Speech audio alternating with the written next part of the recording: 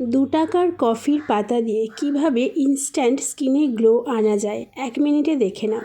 প্রথমে একটুখানি কফির মধ্যে নারকেল তেল মিশিয়ে 2 মিনিট স্কিনটাকে ভালো করে স্ক্রাবিং করে নেব, অবশ্যই হালকা হাতে।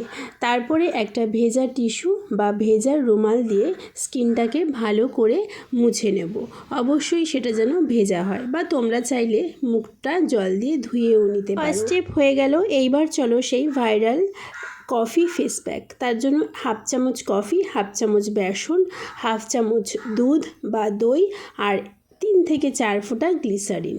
তোমাদের কাছে মধু থাকলে সেটাও ইউজ করতে পারো।